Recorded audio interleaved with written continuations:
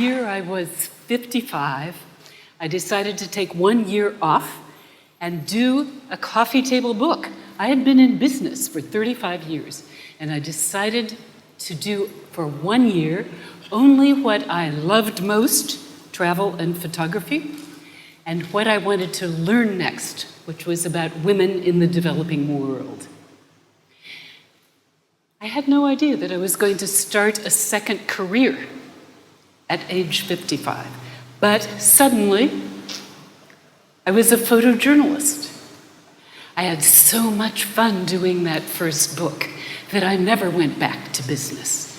And over that time since then, I have learned so much. Think about, I've been able to document women's lives in 55 countries. I will celebrate my 75th birthday this summer.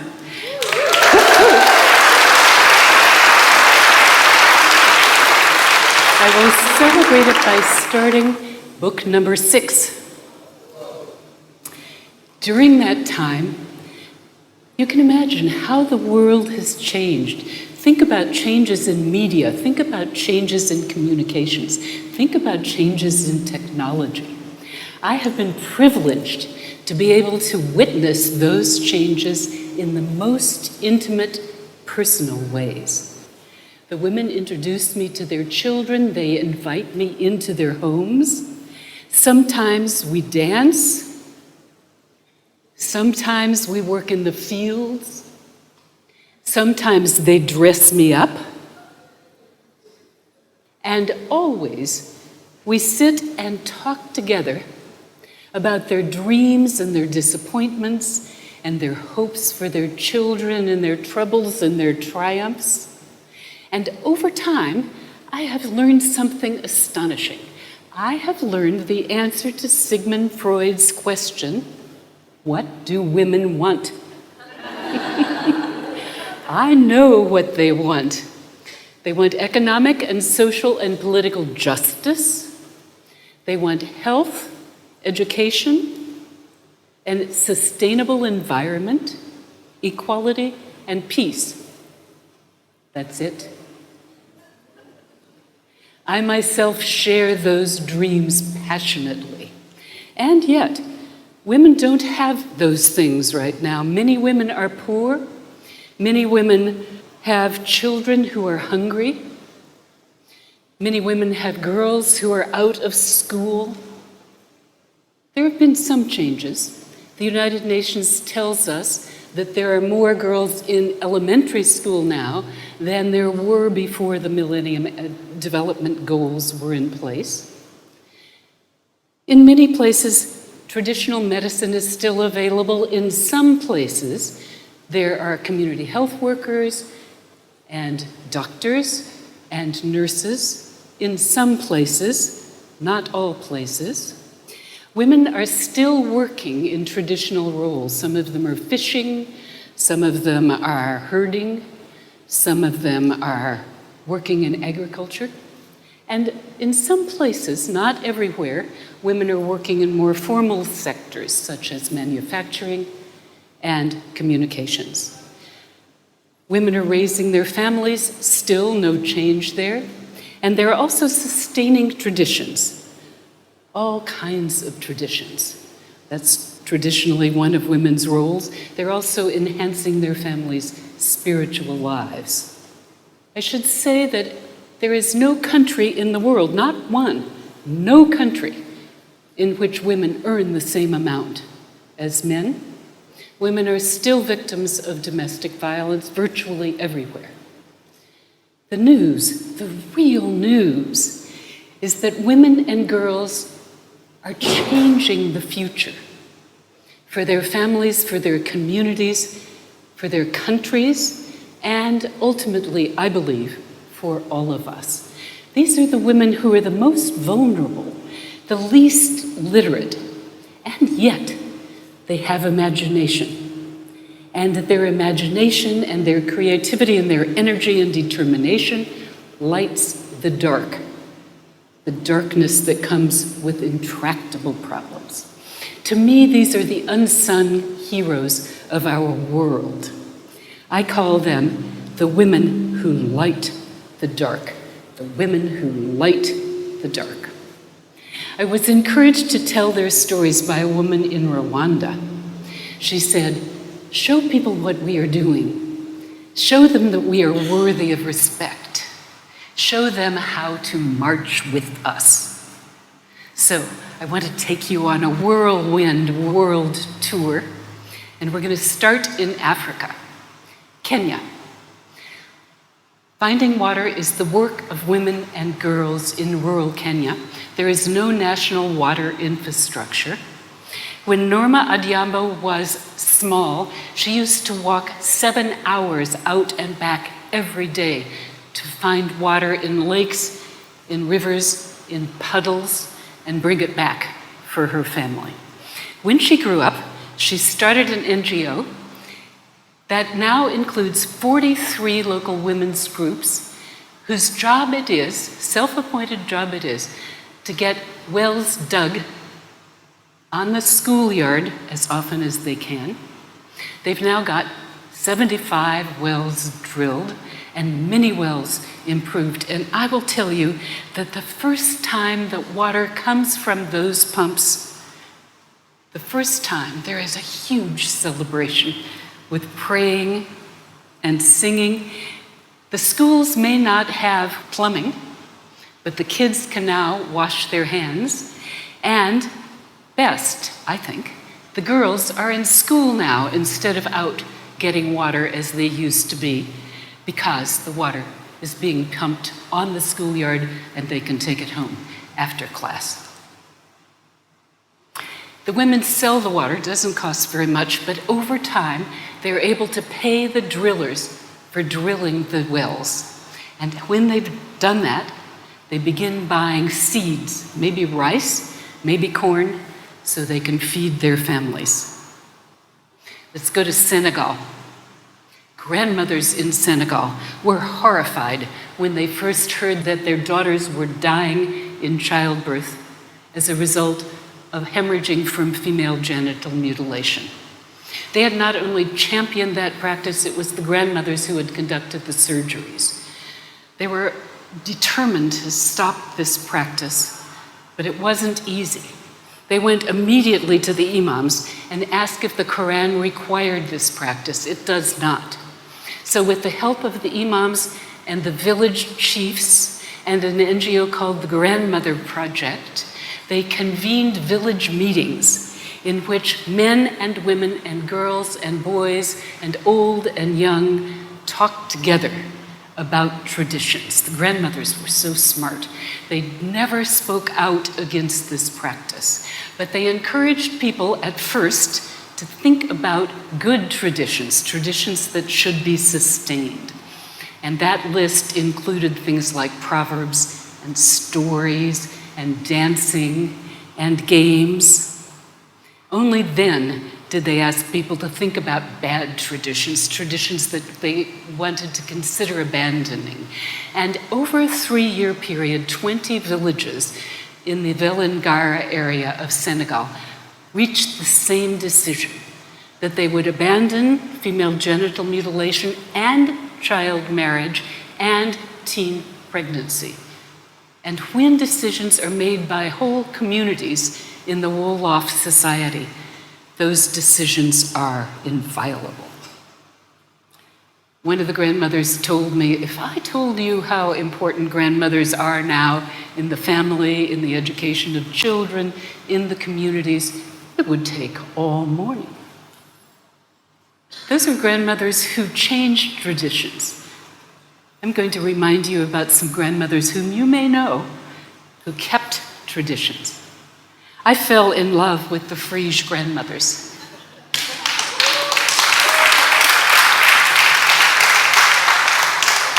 As you know, these were women who, in their own lifetime, remember Dubai as a nomadic village and experience it now as this fabulous metropolis of today. When I interviewed Mohammed Saeed Harib, He told me that Emiratis are a 20% minority in their own country. And he said, people wanted to remember who we are. It was the grandmothers who helped them remember who they are. And thanks to people like you, as you remember, the minute that this show went on the air, it was unbelievably popular, and those burqas became iconic.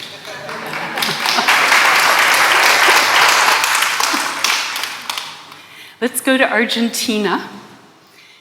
You and I may be reading on iPads or Kindles, but of course there are many children around the world who are still illiterate.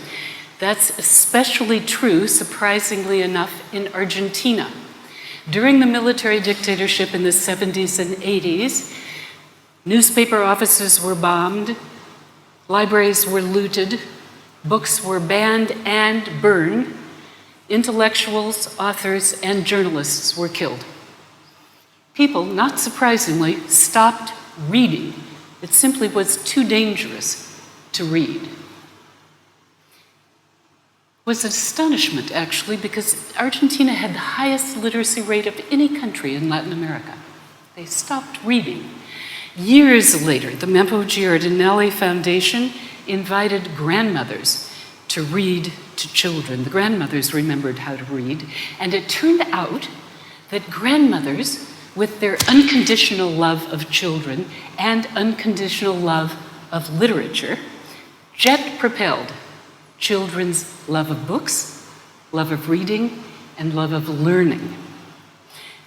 This program was so successful that the government in Argentina has now built into its national school curriculum the Storytelling Grandmothers.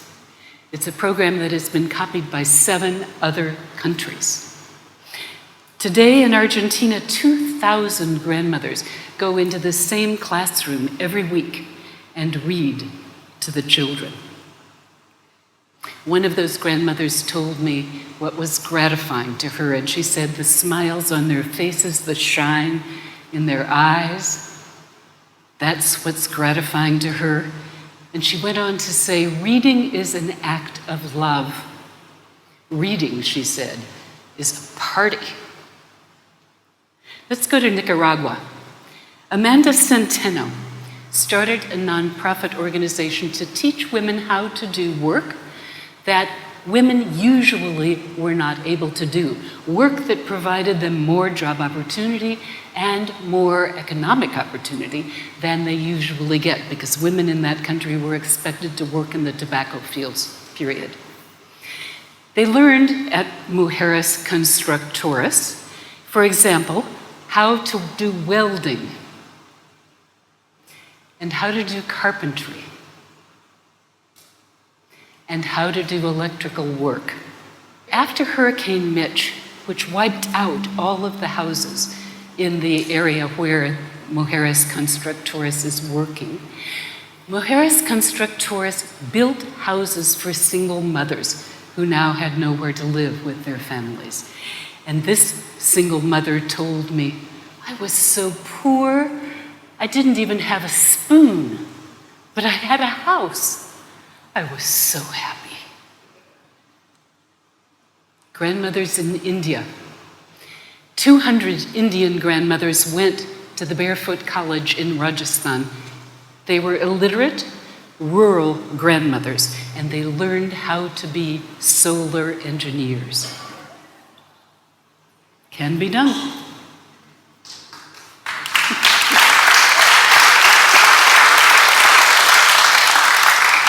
When they got back to their dark villages and brought light, everything changed. Everything changed. Midwives could see to deliver babies in the middle of the night. People could have refrigerators so that they could preserve food. People could charge their cell phones so they could do electronic banking. Children no longer got black lung disease by studying from kerosene lanterns. Everything changed. The United Nations heard about this fabulous success and began sending grandmothers from other countries in the developing world to India to study with the Indian grandmothers. Think about this. They have no common language. They taught by gesture and color coding and experimentation and demonstration. Today, 400,000 households all over the developing world in the Middle East, Africa, Asia, and Latin America, 400,000 households have light, thanks to the grandmothers. When I interviewed the head of the Barefoot College, his name is Bunker Roy, he told me, I meet them as grandmothers, but they return to their villages as tigers.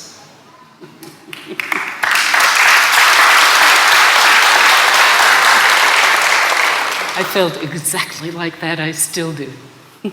Vietnam. As recently as 15 years ago, the subject of domestic violence was taboo in Vietnam. Women were expected to obey their husbands.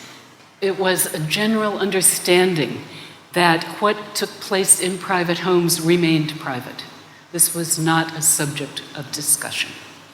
This is Nguyen Van Ang. She was a reporter for The Voice of Vietnam. So many women told her that they were being beaten that she started the first hotline to provide social and psychological counseling to victims of domestic violence. The hotline in Hanoi was swamped virtually the day it started. So she started a nonprofit organization that now runs hotlines in 22 cities throughout Vietnam. The NGO also runs a support club. It's called the Sharing Together Club. The women play word games. They use stuffed animals to tell their stories.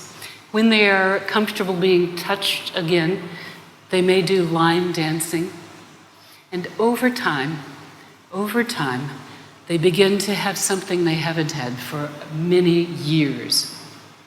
And that's fun. Last stop, the United States. Mobility International USA brings women from 30 countries to Eugene, Oregon for a 3-week training program.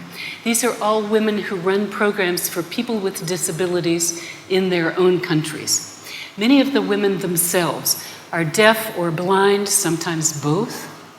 Many of them are on crutches or perhaps in wheelchairs.